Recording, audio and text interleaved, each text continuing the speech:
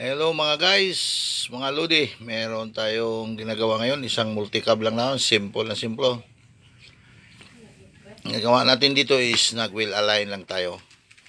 So, ito yung customer natin ngayon. Ito yun, nakasit up na sa customer. Kitang-kita na natin yung computer natin. So, yung wheel alignment. So, ito, nagre-reading na.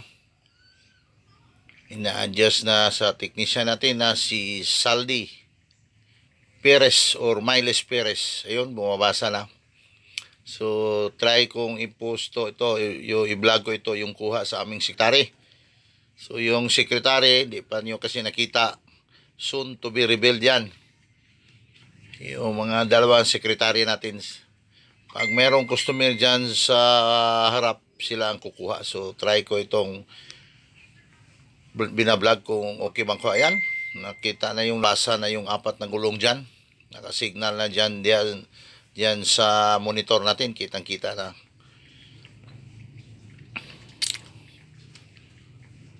So, ayun, nababasa na. I-adjust natin yan sa mga technician maya't maya.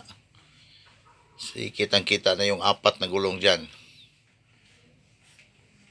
So, anong gagawin sa technician natin dyan is base sa reading ng ating wheel balancing, doon siya kukuha ng adjust. So, anong gagawin niya? Kasi naka-computerize na yung wheel alignment natin. So, basic kasi ito, kailangan tayo magpa-wheel align para hindi madaling masira yung mga gulong natin, para balanse yung kanyang kain. So, parang level, kasi kadalasan natin saka na lang natin malaman na iba yung damage sa ligid. Minsan nandyan sa left side o dyan sa loob ng gulong, sa bandang loob ng gulong, o diba sa outside side ng gulong, kasi hindi pantay. Dapat sa gitna yung unang madamage ng gulong, yun ang insakto, para at least yung gulong natin is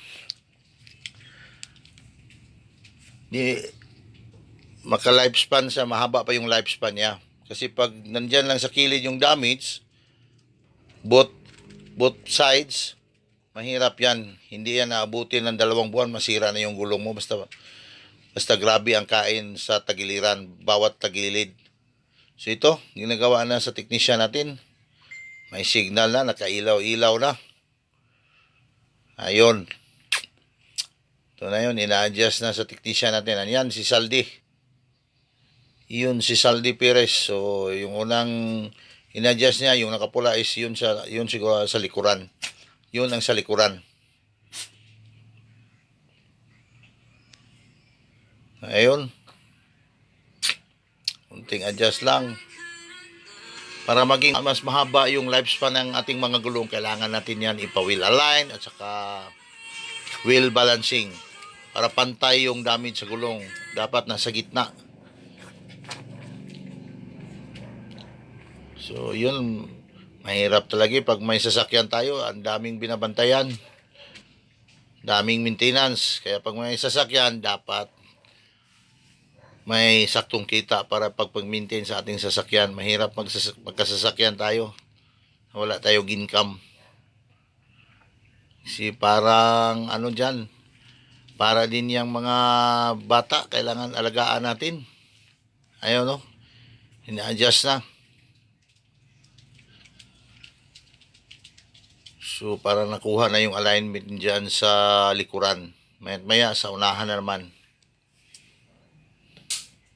So, ito yung kumukuha dito sa video na ito is yung sekretary natin.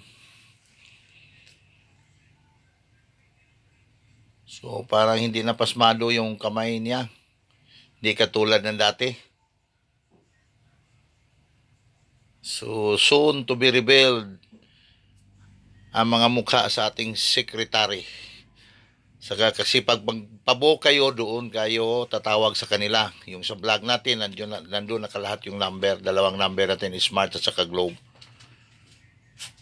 So sila talaga ang makasagot sa inyong mga tanong pagtatawag kayo sa number na ibinigay natin.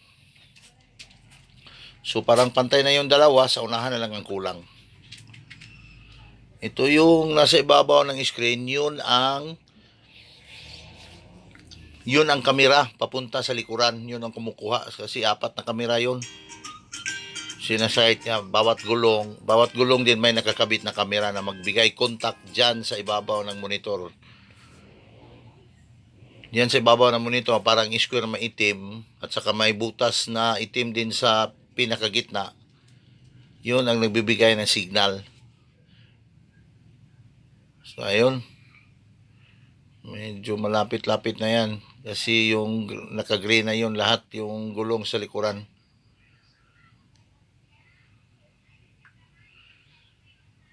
So madali lang pag magpa-wheel align, murang-mura lang ang charge ni Nakmar dyan at a very reasonable and affordable price. Come and go at Nakmar Auto Parts and General Merchandise. Saka sa kabila naman is yung Nakmar Auto Repair Shop. So dito yung Auto Repair Shop. So magkabilaan lang kasi yung store natin at yung auto parts natin at saka yung ating auto repair shop. So pag dito kayo nagdadala ng sasakyan, so the one-stop shop. Wala ka nang ibang asikasuhin. Hindi yung bayad mo lang sa paglabas. Ngayon, mahirap pa, dami pa lang i-adjust dyan. Matagal-tagal din yung mag-adjust ng mag-wheel balance. Kasi hindi basta-basta mo i-adjust. Magbe-base tayo sa computer kasi computerized na tayo. Hindi mo yan pwedeng basta-basta pag mag-adjust tayo, mag-wheel align tayo. Dapat sumusunod tayo kung ano ang kuha dyan sa computer natin. Kasi hindi yan basta-basta magbibigay ng resulta. Kasi pagkatapos dyan, bigay tayo ng magbigay tayo ng printout sa resulta sa natin ginagawa. So ayun, parang yung sa right side din, sa unahan okay na kasi naka-green na. Yung sa left side na lang. So dami pa nating dapat i-adjust dyan sa ilalim ng gulong para maging balanse yung gulong natin. Para maging mas mahaba yung lifespan sa ating mga gulong. Para hindi tapingig yung kain ng ligid. Ayun, parang pantay na lahat. Oh, nako, bumalik pa naman. Bumalik pa yung pulang ilaw dyan. Ayun, pag mag-green lahat, meaning to say that, okay na yan.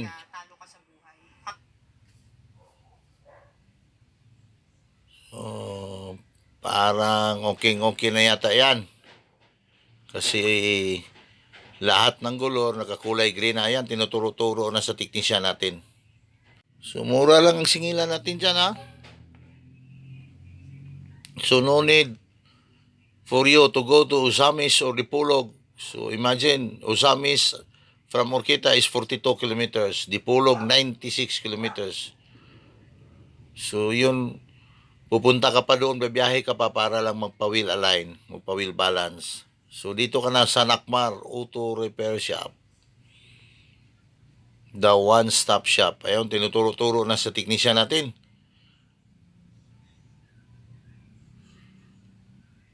Medyo okay na. So maya't maya magbibigay siya ng resulta sa kanyang trabaho. Parang okay na yata yon. So doon paano? Yung reading dyan, talagang tinitingnan natin. So very careful yung technician natin na makuha yung insaktong balances mga gulong. Ayun, okay na yata yan. Wala nang ibang ilaw, kundi sa green lang.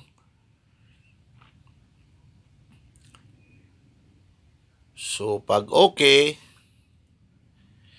magbibigay tayo ng printout dyan. At least malaman ni Sir saan ginagawa at saka kailan pinagawa para sa susunod na align niya meron na siyang idea na medyo matagal na, kailangan ko na dito ipa-align kasi mga ilang buwan na o ilang taon. From time to time, dapat tayo magpa-align ng gulong. Ayun. Nako. Nilock na yung steering wheel dyan. Kailangan lang ilock pag gumalaw. So, ayun, parang i-print out na ni Mr. Mechanic dyan para mabigyang kopya yung customer natin. Ito lang, simple-simple lang ginagawa natin ngayon. Walang troubleshooting. Only wheel alignment ang ginagawa natin. So, isang multicab. So, kahit multicab, kailangan pala i-align. So, nagpe-print out na yan yung technician dyan. Bigay siya ng print out sa customer para may kopya anong resulta sa kanyang ginagawa. So, mahirap. At least may solid copy siya. Kasi mahirap yung sabihan lang natin na balansi na. So, at least meron siya makikita na yung gawa natin is documented. So, yun, naka-print out na.